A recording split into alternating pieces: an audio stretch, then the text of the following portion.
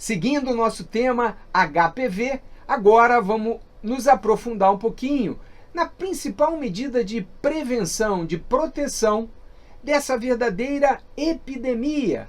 O HPV pode ser combatido através da vacinação, principalmente da vacinação antes do início da vida sexual. Estudos muito bem delineados mostraram a eficácia da vacina e já existem países que conseguiram se beneficiar de uma vacinação cobrindo praticamente 100% da população-alvo, conseguindo então reduzir drasticamente os casos de verruga genital e de câncer do colo uterino, mostrando então que a vacina efetivamente protege, ok? Então vamos entender um pouquinho mais sobre a vacinação do HPV logo agora em seguida. Acompanha!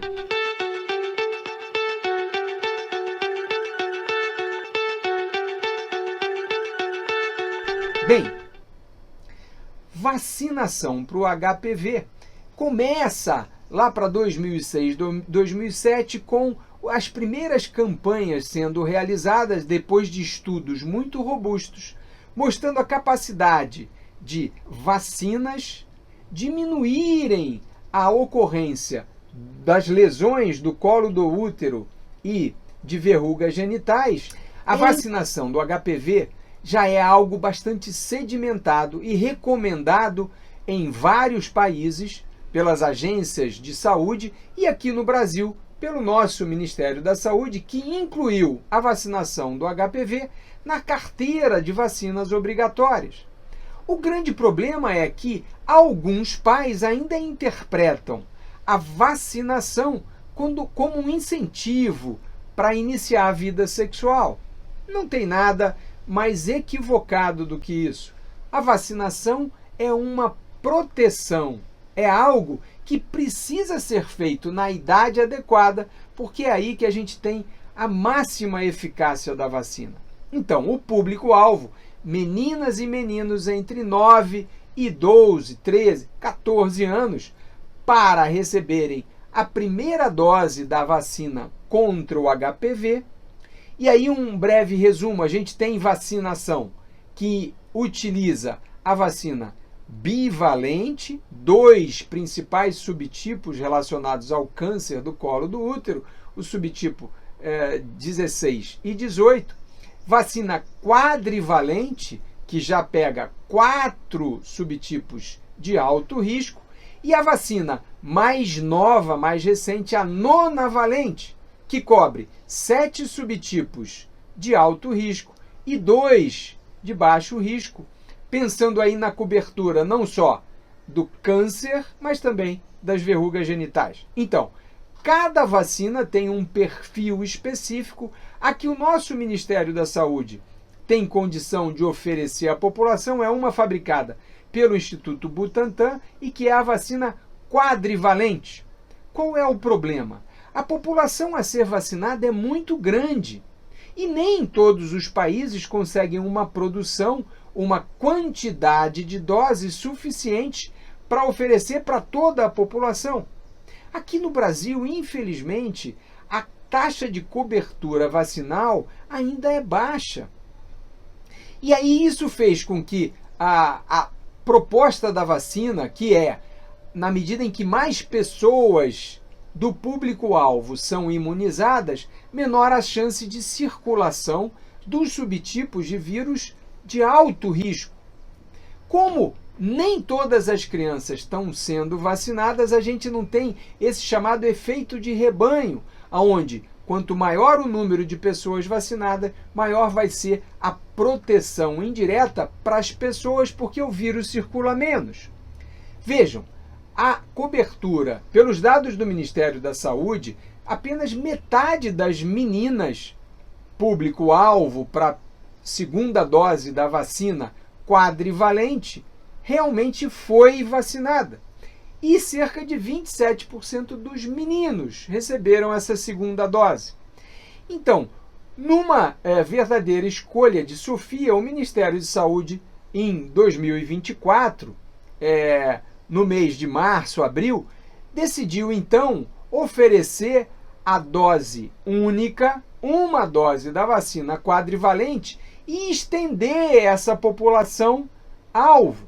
Ao invés de vacinar apenas as meninas e meninos entre 9 e 14, decidiu estender essa idade, pensando em vacinar até mesmo os adolescentes, pessoas já com 20 anos de idade, mesmo que seja com uma dose só.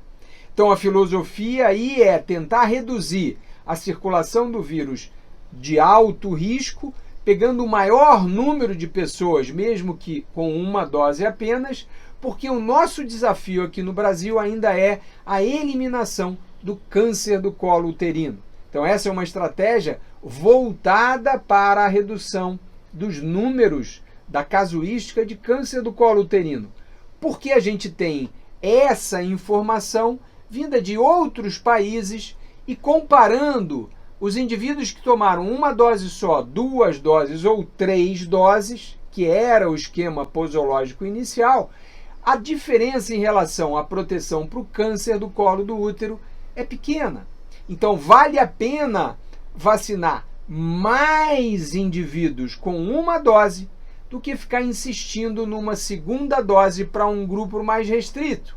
Então, essa mudança fez com que o Ministério da Saúde, então, optasse pela estratégia de uma dose só e, inclusive, fazendo o chamado catch-up, que é pegar mais pessoas, mesmo aquelas que não tomaram a primeira dose na fase ideal, mesmo lá perto dos 20 anos, resgatar esses indivíduos e vacinar pelo menos com uma dose para tentar diminuir, então, a circulação do vírus de alto risco.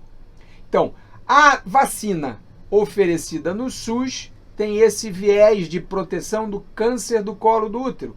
No sistema privado, as pessoas podem recorrer à vacina nonavalente, que é disponível, não é barata, são 3 doses e cada dose está custando em torno de R$900, porque aí, além da redução do câncer do colo do útero, pode-se tentar a redução dos outros tipos de câncer e mesmo das verrugas genitais. A gente não tem esse dado robusto em relação a outros tipos de câncer e verruga genital com a dose única proposta pelo Ministério da Saúde. Então a gente não pode transferir essa informação para esses outros tipos de lesões provocadas pelo HPV. Então, para quem quer e pode, a proteção ideal é atualmente a vacina nonavalente em 3 doses. Isso somente está sendo feito no sistema privado, ok? Então, essa informação valiosa precisa ser multiplicada, porque quanto mais pessoas ficarem vacinadas contra os subtipos de alto risco, menor a circulação desse subtipo na população sexualmente ativa, e aí, se Deus quiser, a gente vai conseguir diminuir os números que ainda são alarmantes em relação ao câncer do colo do útero. Vejam aqui esse gráfico de 2022 do Instituto Nacional do Câncer, mostrando que regiões Norte e Nordeste, infelizmente, ainda sofrem bastante com esse tipo de doença, câncer do colo do útero, que é prevenível. Então é possível vacinar na idade certa, é possível identificar a lesão pré-maligna ou a atipia celular através do exame de Papa Nicolau, chamado periódico, desde que a mulher, a menina, a adolescente, continue com o hábito de pelo menos um exame periódico anual. Infelizmente, em algumas regiões do Brasil, a acessibilidade a esse tipo de exame ainda não é ideal, mas é muito importante a cultura familiar de incentivar o chamado exame periódico. E, finalmente, a terceira etapa de combate ao câncer do colo do útero, que é o tratamento no momento correto. Então, existe uma área suspeita, fez a colposcopia, identificou, remove aquele tecido pré-maligno para evitar problemas maiores. Então, o câncer do colo do útero é raríssimo uma pessoa com menos de 30 anos evoluir com uma lesão grave, mas se ela não tiver acesso, não fizer o tratamento correto, depois dos 40, a taxa de mortalidade para o câncer do colo do útero aumenta drasticamente. Então, é uma doença identificável, tratável e mais, prevenível. Então, precisamos dar atenção ao HPV E o nosso foco aí é educação, informação qualificada. Então, principalmente mensagem para os pais: a vacinação não incentiva ninguém a iniciar a vida sexual precocemente. Isso é um pensamento equivocado, que nunca foi demonstrado em países onde isso é pesquisado. E vejam, os trabalhos relacionados à educação sexual mostram que meninos, meninas bem informados acabam tendo um início da vida sexual mais tardio. Então, olha que informação interessante. Então, investir em criar com os filhos um canal de comunicação seguro, onde os pais são, sim, a principal fonte de informação sobre a sexualidade, é essencial.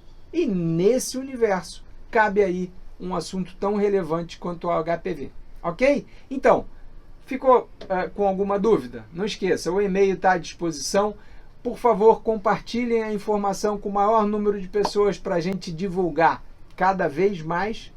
E sugiram aí um novo assunto para a gente. Semana que vem, qual vai ser o nosso tema?